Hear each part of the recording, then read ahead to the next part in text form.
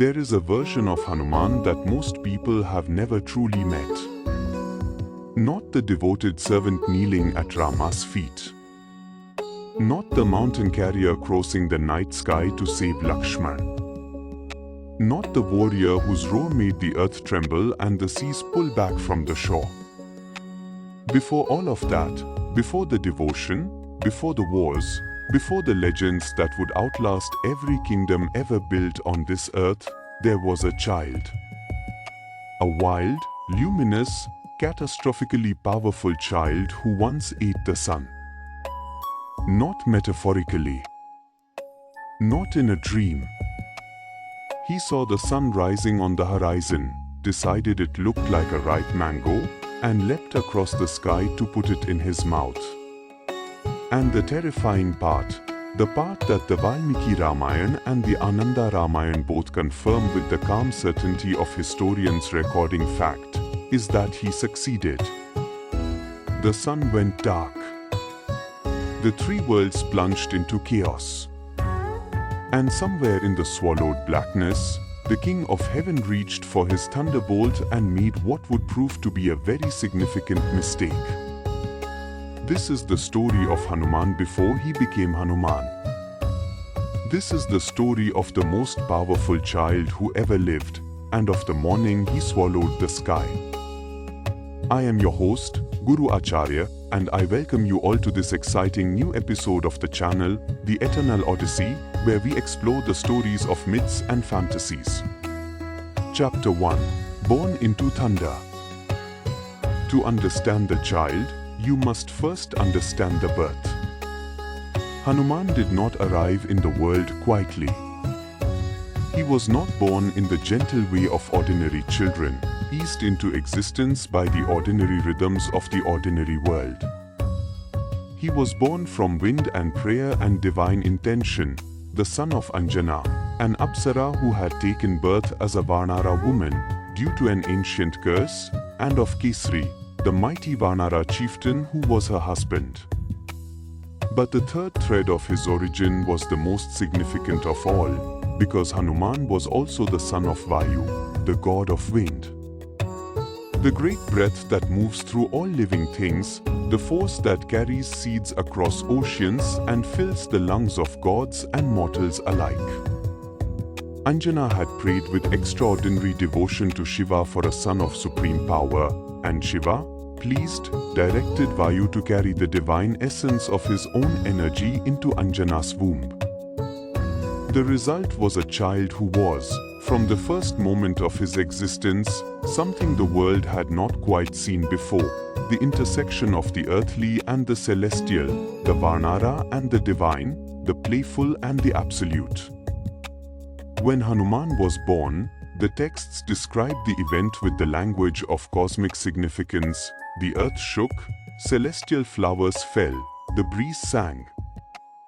The rishis in their forest hermitages looked up from their meditation and felt something change in the texture of reality, the way you feel a storm arriving before the first cloud appears on the horizon. Something had entered the world. Something of enormous consequence.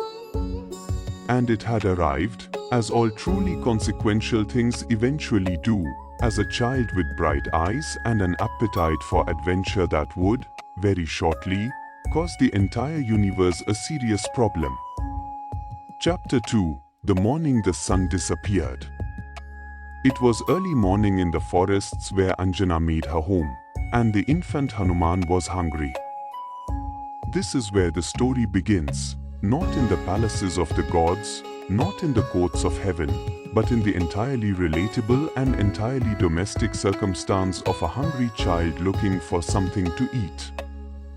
Anjana had set her son down and stepped away for a moment, as mothers do, and the child, left to his own devices, opened his eyes to the world and began to assess what it contained. The sky above him was just beginning to fill with the colors of dawn, deep rose and gold, and the particular burning orange that appears at the eastern horizon when the sun begins its ascent. And there it was. Rising above the trees with its round, brilliant, unmistakably fruit-like appearance. The Ananda Ramayana describes what happened next with a directness that is almost funny in its simplicity. The child Hanuman, seeing the sun, concluded that it was a very large, very ripe, very desirable mango. This was not a failure of intelligence. The texts are careful to establish that Hanuman's powers were already active even in infancy. He simply had no frame of reference yet for what was a fruit and what was a star. And so, with the absolute confidence of a being who had been born with the wind itself as his father, he did what any hungry child would do when he spotted something he wanted that was just slightly out of reach. He jumped. Chapter 3: The leap that darkened the world. The leap Hanuman made toward the sun that morning is described in the Valmiki Ramayana's Uttarakanda with a vividness that makes clear the original storytellers were trying to convey not just an event but a physical reality, the sense of what it would actually look like for a child to leave the earth and cross the sky toward a star.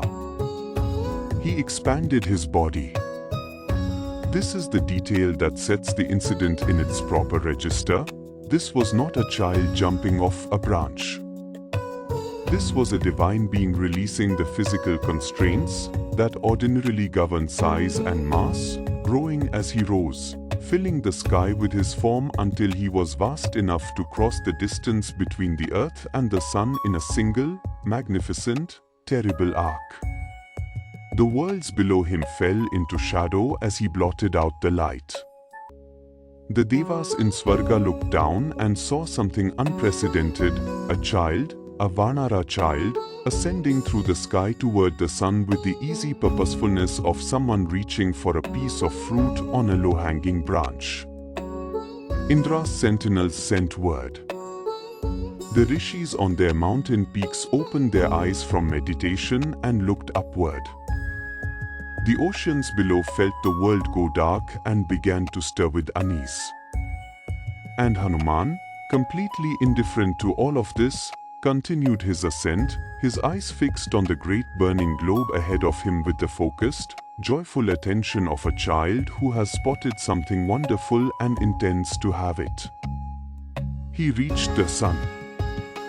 He opened his mouth. And he swallowed it. Chapter 4: When all the light went out.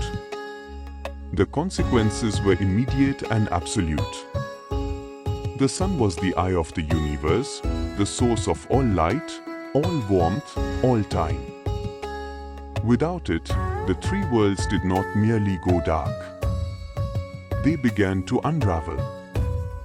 Plants felt the withdrawal of the light they had always known and bent toward where it had been, confused. Animals that oriented themselves by the sun's position lost their bearings.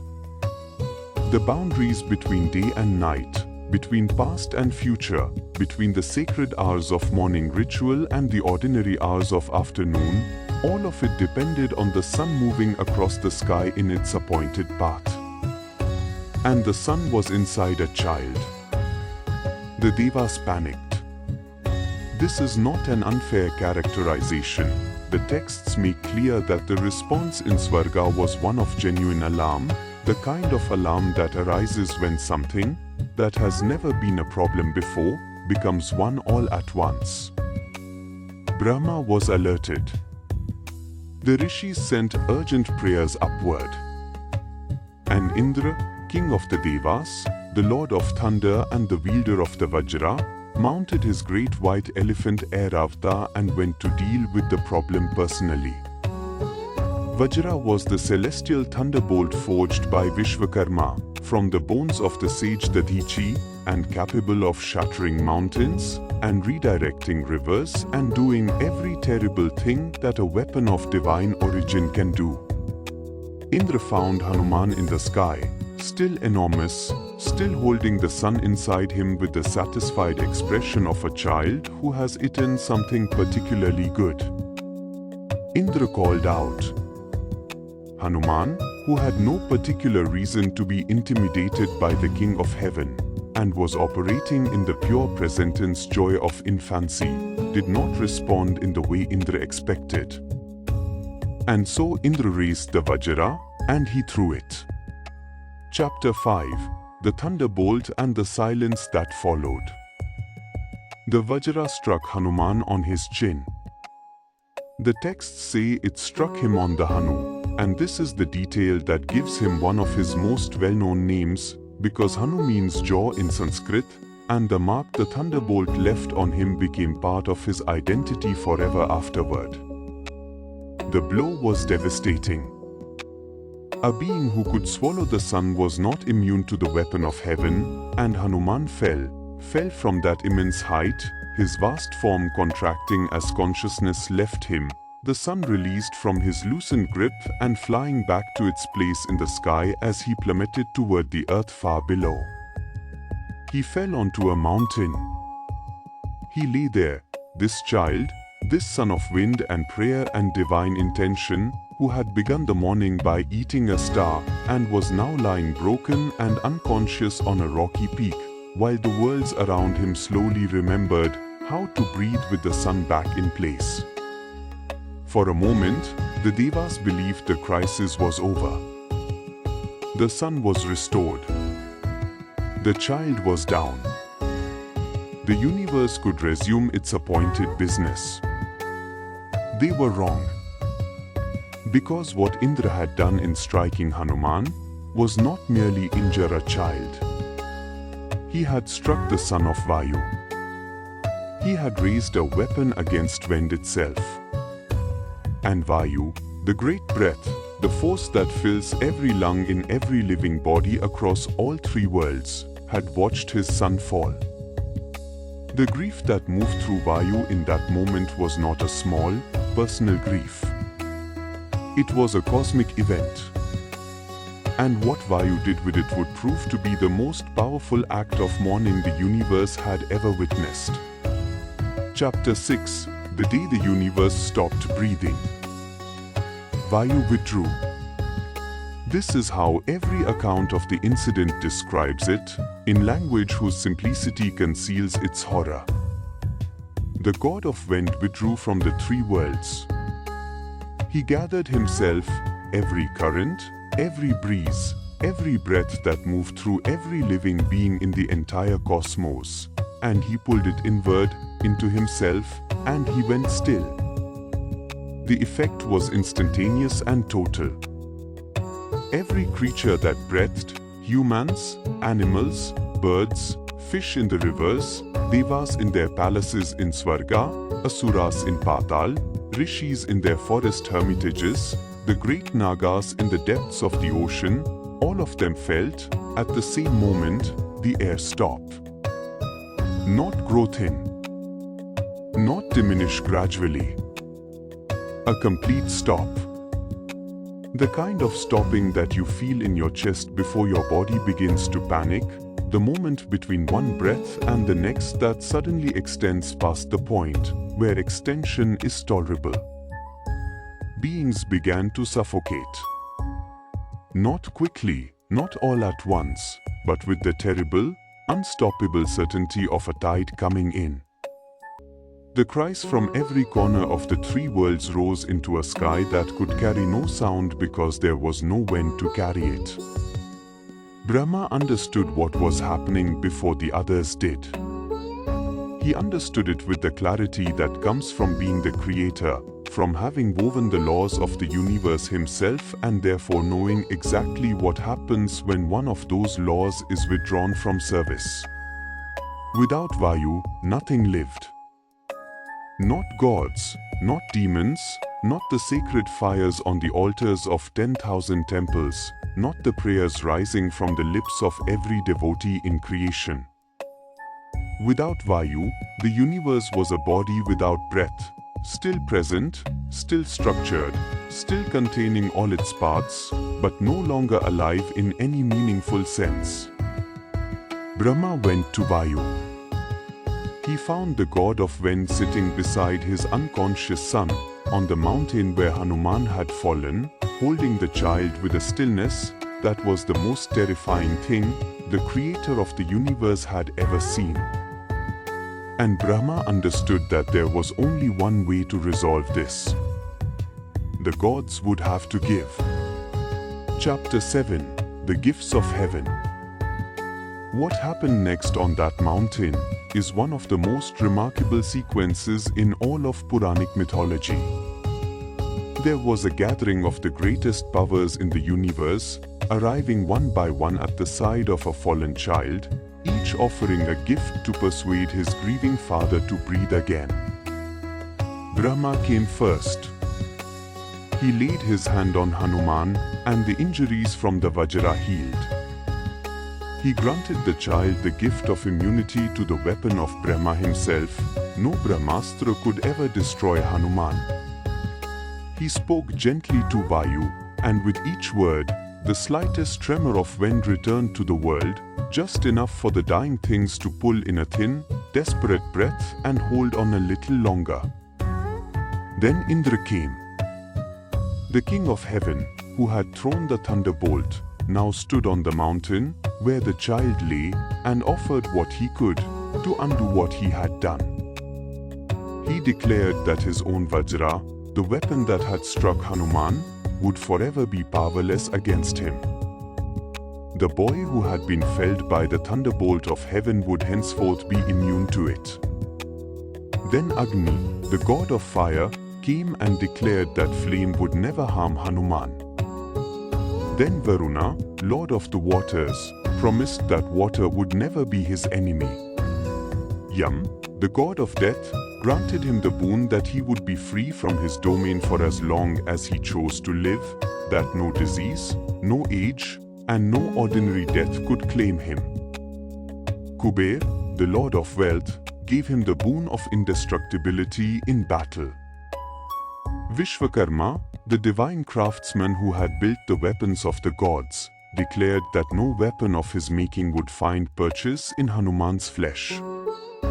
And Shiva, whose blessing had originally brought this extraordinary child into the world, granted him the gift that would define every story ever told about him afterward. The gift of longevity as vast as creation itself, the status of Chiranjeevi, the eternally living, the one who remains when everything else has ended.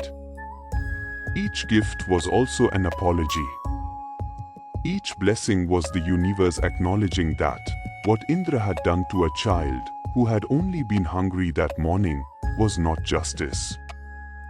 It was fear. And fear, when it acts against innocence, must spend a very long time making amends. Chapter 8. A childhood of glorious chaos. The sun incident was the most cosmic of Hanuman's childhood adventures, but it was not the only one. The texts that collect the stories of his early years, particularly the Ananda Ramayana and various regional Puranic traditions, describe a childhood of glorious, continuous, spectacular mischief that kept the sages of the forest in a state of permanent exasperation, and his mother Anjana in a state of perpetual, exhausted, helpless love. He pulled the matted locks of meditating rishis. He scattered the carefully arranged sacrificial implements from the altars of forest hermitages.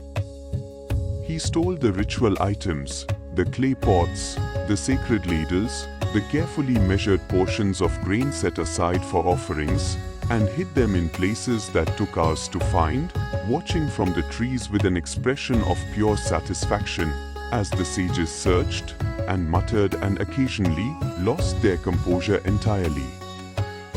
He picked up boulders the way other children pick up pebbles, and threw them into rivers to make enormous splashes, drenching anyone unfortunate enough to be nearby. He shook trees with such force that entire forests seemed to tremble, sending birds screaming into the sky in panicked clouds. The rishis were at their collective wits' end. They could not punish him. His powers were already so far beyond their capacity to restrain that attempting physical discipline would have been like attempting to put out a wildfire with a handful of water. They could not reason with him in the way you reason with a child who understands consequences, because Hanuman in those early years operated in a space of pure joyful power, where consequences were still largely theoretical. And so, eventually, the sages did the only practical thing available to them. They cursed him to forget his own strength. They bound his awareness of his powers beneath a veil of ordinary life, so that he would walk through the world as a Vanara among Vanaras, magnificent and devoted and capable, but without the full conscious knowledge of the godlike abilities that lived within him. It was an act born of self-preservation. And it would, in the fullness of time, set up the most important moment in the Ramayana, the moment when Jambavan would stand before a grieving monkey on the shores of the ocean and remind him of who he truly was. Chapter 9. What the mischief was always teaching. There is a temptation, when encountering these stories, to see them simply as charming episodes, the divine equivalent of a child breaking things and getting away with it, because he is too lovable and too powerful to be held accountable. But the mythology of Hanuman's childhood was never meant to be merely charming. It was meant to be instructive in the deepest and most layered sense of that word. Consider what the sun incident actually contains. A being of supreme power, operating without full understanding of the world, causes catastrophic disruption, not from malice, not from pride, not from any of the darker motivations that usually drive the great conflicts of the Puranic tradition, but simply from hunger and curiosity and the exuberant, unjudging reach of a child towards something bright. There is no villain in that story. There is only power unaware of its own scale, joy untempered by context, and the inevitable collision between unlimited capacity and a world that has limits. This is a description of every powerful being at the beginning of their story. The gods who panicked and then gave gifts were not being foolish. They were recognizing that raw power without wisdom is the most dangerous thing in any universe, and that the only antidote is not suppression but education. The curse of the rishis that made Hanuman forget his strength was not a punishment, it was a preparation. Because a being who knows from infancy exactly what he is capable of, never learns the discipline of restraint, never develops the patience of humility, never discovers the extraordinary power that lives on the other side of choosing not to act.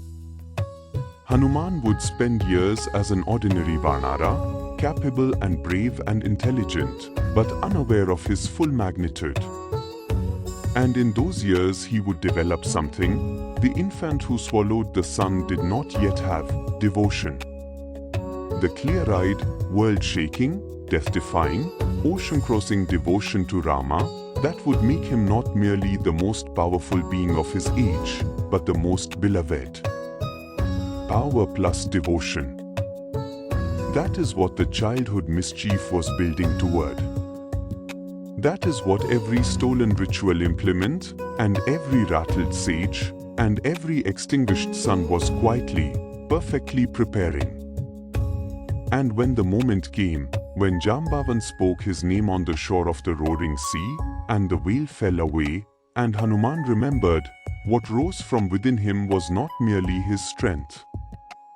It was his strength in service of something greater than itself. And that is not just the greatest story in the Ramayana. That is the greatest lesson in the universe. He once ate the sun because he was hungry, and the universe had to bribe the wind to give it back. He grew up, forgot who he was, and then, in one breathtaking moment on the edge of an ocean, remembered everything. And in remembering, he became the greatest servant, the greatest warrior, and the greatest devotee the world has ever known. That arc, from the child who swallowed the sky to the being who crossed it in service of love, is why Hanuman's story is not just mythology. It is a map. If this video lit something up in you, if it made you see Hanuman with new eyes or feel the weight of these ancient stories in a way you haven't before, then do something that Hanuman himself would absolutely approve of: act with devotion. Hit that like button right now. Let the world know this kind of storytelling deserves to be heard. Share this with someone who carries Hanuman in their heart, or with someone who has never met him and is about to. And subscribe, because every week we go deeper into the stories that built the world we live in, told with all the drama and detail and devotion they have always deserved. The stories are eternal. This channel is their home. We will see you in the next one. Jai Hanuman. See you until next time. Thank you.